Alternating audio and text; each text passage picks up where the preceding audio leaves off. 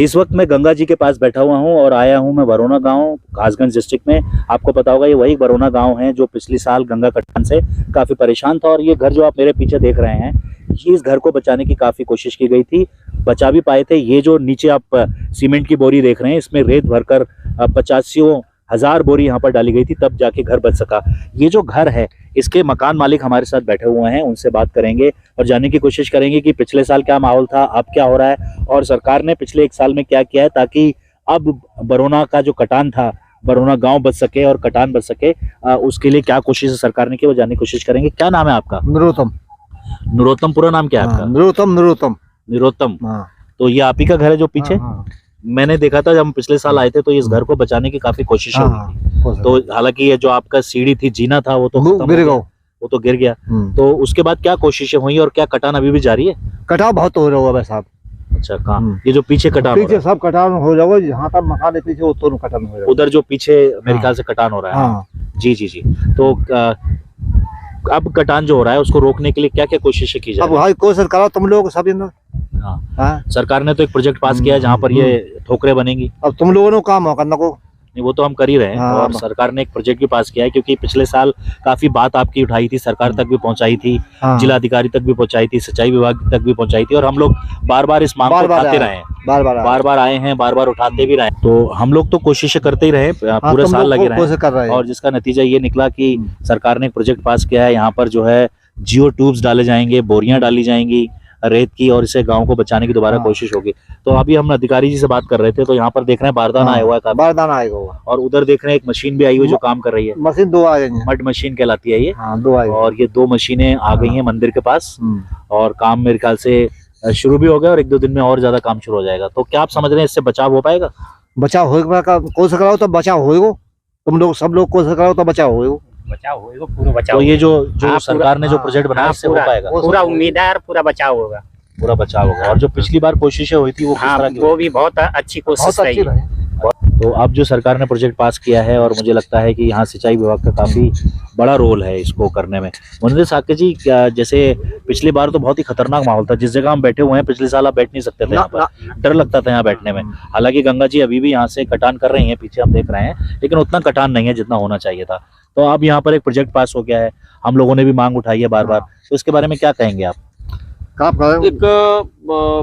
मैं मानता हूँ सरकार का ये कदम बहुत अच्छा है, जो ठोकरें बनवाने का काम किया। ये अगर पहले और प्रयास किया जाता सरकार, तो शायद ये गांव में जो कटान हुआ है या जो नुकसान हुआ है, तो शायद ना होता।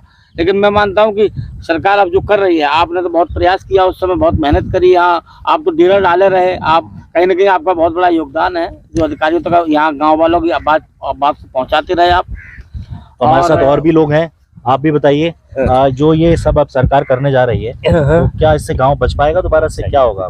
बचे और क्या करे, है ना? तो जो पिछली बार कोशिशें हुई, इससे खुश हैं आप? खुश हैं, खूब खुश हैं, सब लोग खुश हैं। तो यहाँ पर देखिए कि पहले कभी ऐसा नहीं होता था कि गंगा जी इधर आ जाएं, लेकिन किसी वजह से गंगा जी इधर आ गई और ये बहुत ही गांव परेशान था। मुझे तो लग रहा था कि गांव ये चला जाएगा और ये तबाह हो जाएगा, कोई उम्मीद नहीं थी। तुम ना बकते तो कोई लोग ना आए, तुम बच पाओ तो गाँव छोड़ के भाग गए पहले, तो सब भाग गए लोग। हम सभी लोगों ने कोशिश की थी, और जिसका नतीजा ये हुआ कि आज आप देख रहे हैं ये घर भी बचा, और इस घर के पीछे पूरा गाँव है, वो पूरा गांव ही बचा। और हम लोग मांग भी उठाते रहे कि यहाँ पर ठोकरें बननी चाहिए, ठोकरें बननी चाहिए। तो अब हमें सिंचाई विभाग ने बताया कि 19 ठोकरें बरौना में बनेगी और 2 ठोकरें सहबाजपुर में बनेगी और नगला शंभू में 2 ठोकरें बनेगी। तो अगर इतना काम अगर हो जाता है तो गंगा का जो रुझान है वो दूसरी तरफ चला जाएगा, और अब इधर नहीं आएंगी गंगा जी, जिससे कि पूरा गांव बचने की उम्मीद है। तो काफी ग्रामवासी हमारे साथ बैठे हुए हैं, सभी ये कह रहे हैं कि जो ये प्रोजेक्ट पास हुआ है और सिंचाई विभाग ने जिस तत्परता से काम किया है और जिस मेहनत से सिंचाई विभाग ने प्रोजेक्ट पास कराए हैं भागदौड़ करके, ये सब लोग सिंचाई विभाग की तारीफ कर रहे हैं। और जो सिंचाई विभाग के अभियंता हैं अरुण कुमार जी, उनकी काफी मेहनत रही है, मैं उनको भी धन्यवाद दूंगा। कासगंज के जिलाधिकारी हर्षिता माथुर जी को भी मैं धन्यवाद दूंगा कि इन लोगों ने कड़ी मेहनत की, जिसकी वजह से बरौना गांव हमेशा के लिए बच जाएगा अगर ये काम हो जाए। लेकिन मैं जिलाधिकारी से और सिंचाई विभाग के अधिकारियों से कहूंगा कि आप बरसात से पहले इस काम को निपटाइए, क्योंकि जून जुलाई से अगर ये पहले काम निपट जाएगा तभी फायदा होगा।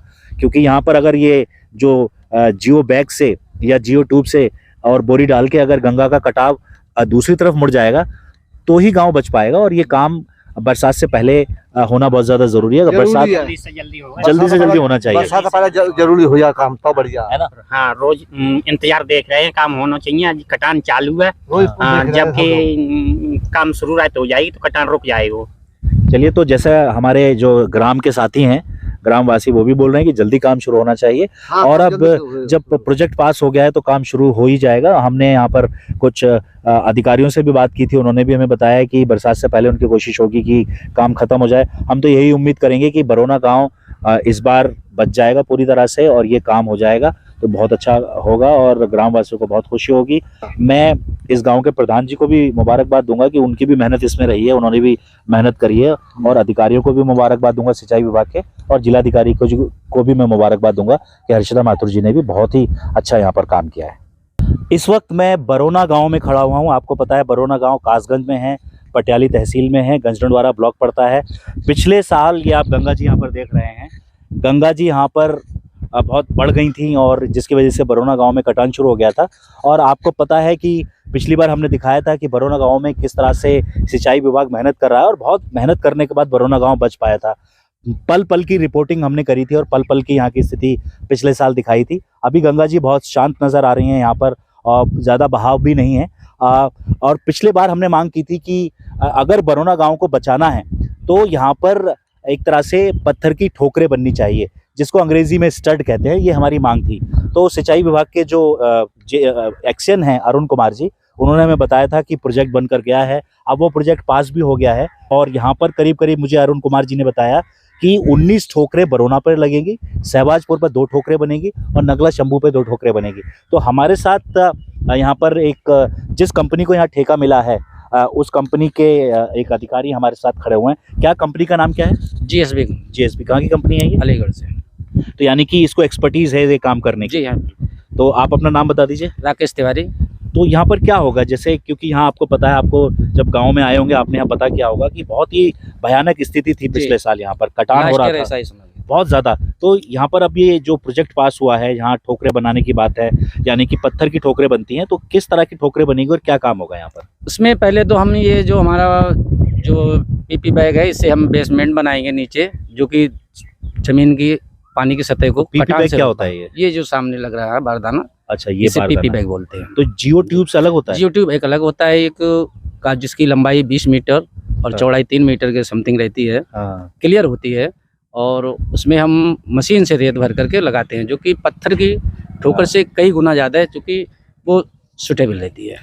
तो ये जैसे आप जियो ट्यूब्स भी डालेंगे और ये जो बारदाना है आपका, जी हाँ, इसमें भी रेत भर कर जिससे डालेंगे? रेत भर करके इसमें सैंड तो भर इसी करके को हम क्या इसमें- पत्थर की ठोकर बोलते हैं?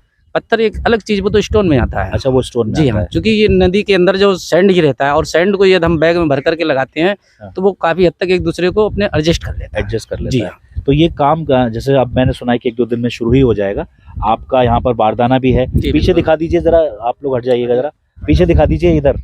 ये देखिए बारदाना भी यहाँ पर आ गया है, जो कंपनी काम कर रही है, अलीगढ़ की कंपनी है। ये आप देखिए बहुत यहाँ पर प्लास्टिक के बैग्स पड़े हुए हैं। यहाँ पर हमें अभी तिवारी जी ने बताया कि इनमें रेता भरा जाएगा और गंगा जी में इसको डाला जाएगा। आप दोबारा से इधर आ जाइए। तो किस तरह का काम होगा यहाँ पर और कितने दिन लगेंगे इसमें?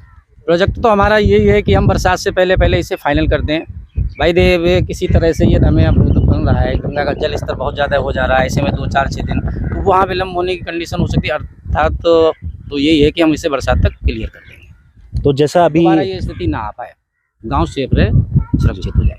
तो जैसा अभी हमें जो कंपनी को ठेका मिला है उसके यहाँ पर अधिकारी जी हैं तिवारी जी, उन्होंने हमें बताया कि इनकी कोशिश ये रहेगी कि बरसात से पहले यानी जून-जुलाई से पहले ये काम पूरा हो जाए। और ये अच्छी भी बात है, क्योंकि हम खतरे का इंतज़ार क्यों करें? अगर खतरे से पहले ही हम सावधान हो जाएं और सावधानी बरती जाए, और जो यहाँ पर जियो ट्यूब से और इस बारदाने से, यानी कि जो ये प्लास्टिक बैग्स रखे हुए हैं, इससे अगर यहाँ पर काम हो जाता है तो इस गाँव का बचाव हो सकता है। इसी तरह का जो काम है वो सहबाजपुर पे होगा, यहाँ से कुछ किलोमीटर दूर है।